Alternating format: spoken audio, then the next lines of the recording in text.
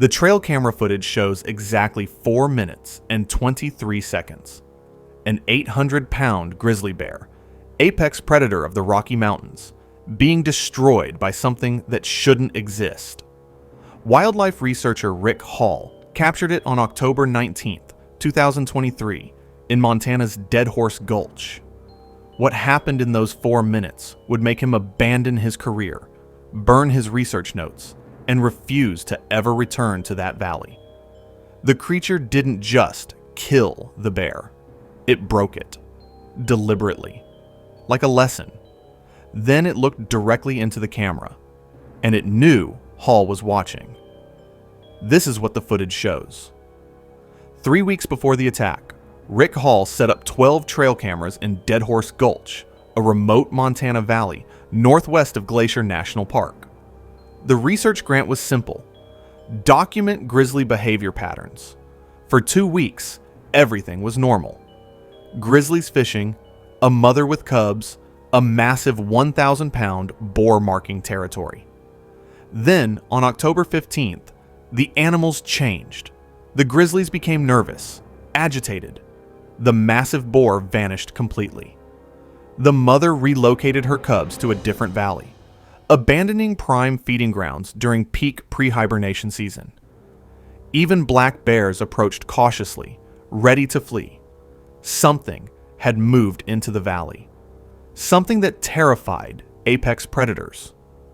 Hall found the tracks on October 16th near Camera Station 7. 18 inches long, 8 inches wide, pressed deep into the creek bank, the depth indicating over 400 pounds of weight. Human-shaped, but wrong. He found hair samples on a broken branch 9 feet off the ground. Coarse, dark strands that matched nothing in any wildlife database. Hall deployed his military-grade night vision cameras at the creek crossing. 3 nights passed. Nothing. Then, October 19th, 2:47 a.m., both cameras triggered simultaneously. Hall was asleep 5 miles away when his proximity alarm screamed.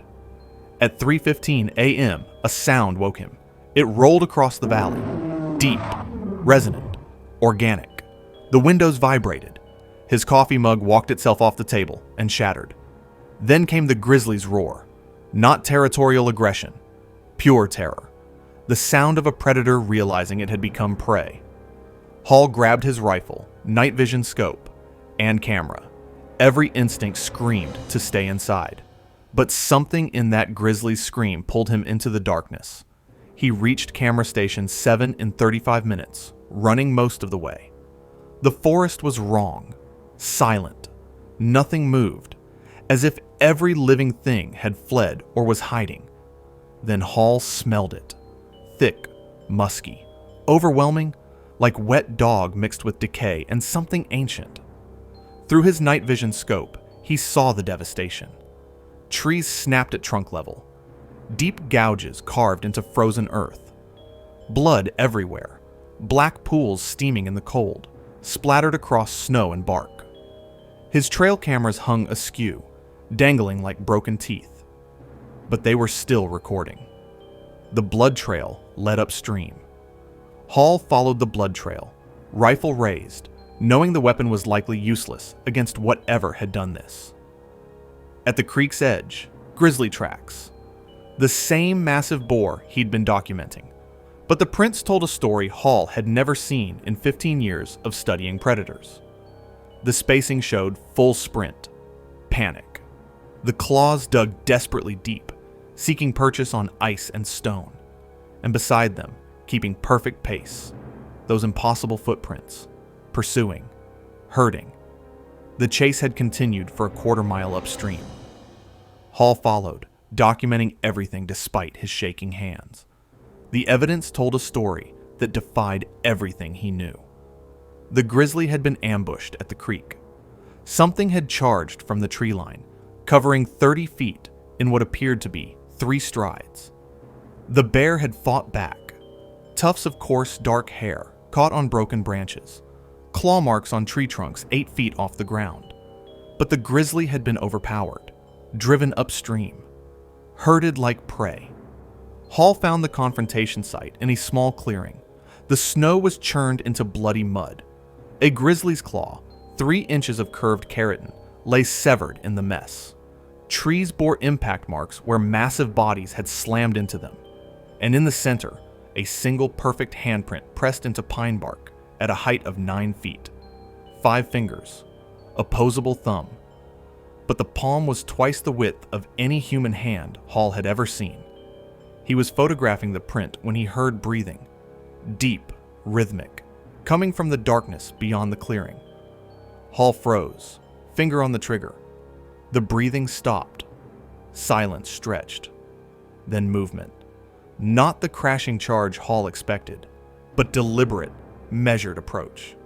Branches snapped with calculated precision. Whatever it was, wanted him to know it was coming. Through his night vision scope, Hall swept the forest. Nothing. Then, at the edge of his peripheral vision, a shape. Upright. Massive. Standing perfectly still between 2 pines. He swung the scope toward it.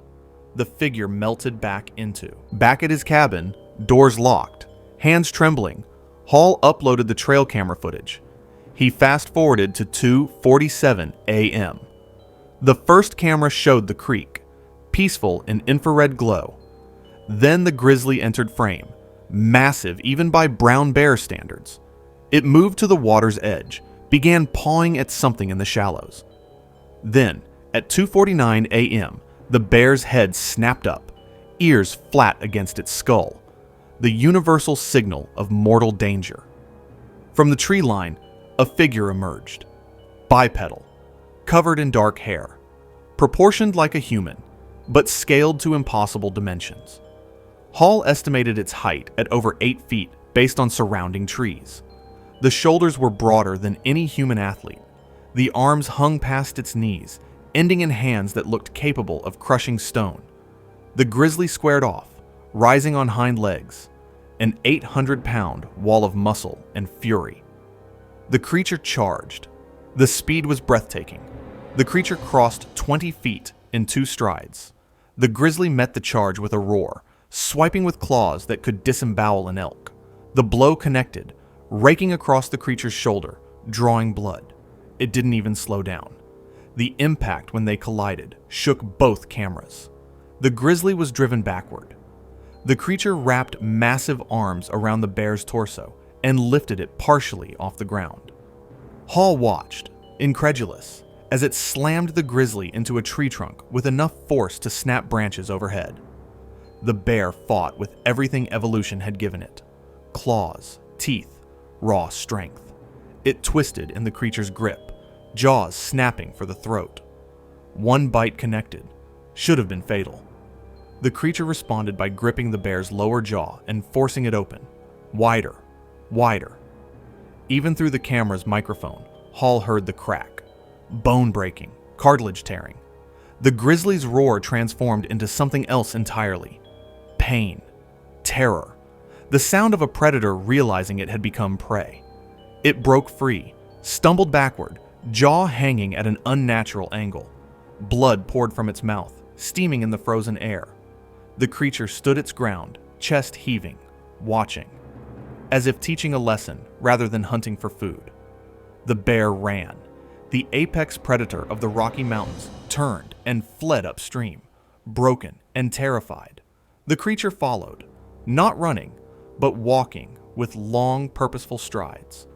Both disappeared from frame at 2:52 a.m. Hall rewound the footage. Watched again. Slowed it down. Each viewing revealed new, horrifying details. The way the creature moved, bipedal but with a forward lean suggesting immense power. The massive hands gripping with opposable thumbs. The face glimpsed briefly in profile. Heavy brow, prognathouse jaw, but undeniable intelligence in its movements. This wasn't an animal operating on instinct. This was something that understood violence as a tool, as communication. Hall spent the next day preparing. Fresh batteries for all devices, multiple recording units, even a drone with thermal imaging. Fear had given way to obsession. He needed to see it again. Dusk came early. Hall positioned himself in a blind he'd constructed, elevated position with good sight lines and multiple escape routes. The temperature dropped. Stars emerged. Hall waited. At 9:47 p.m., the forest fell silent again. Hall activated the thermal drone. The display showed heat signatures of various animals: deer, a fox hunting along the creek, and then, moving through the trees, something large, bipedal, radiating heat like a furnace. The creature emerged at the same spot as the previous night. Hall watched through multiple devices, documenting every movement. It approached the creek, knelt, cupped water in its hands to drink. Such a human gesture from something so clearly not human. For 20 minutes, it remained by the water, drinking, watching, occasionally tilting its head as if listening. Then the creature stood, stretched arms that spanned 8 feet, fingertip to fingertip, and did something that made Hall's blood freeze. It looked directly at his blind, directly at him, held the gaze for 5 long seconds. Not aggressive, not curious. Assessing, as if deciding whether Hall was a threat or simply irrelevant. Then, without hurry or apparent concern, it turned and walked back into the forest.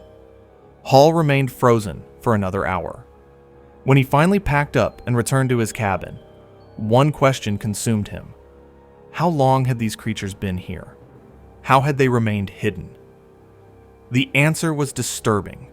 They'd chosen to stay in the shadows, had the capability, the intelligence to avoid detection, which meant if Hall had documented them, it was because they'd allowed it, or because they no longer cared.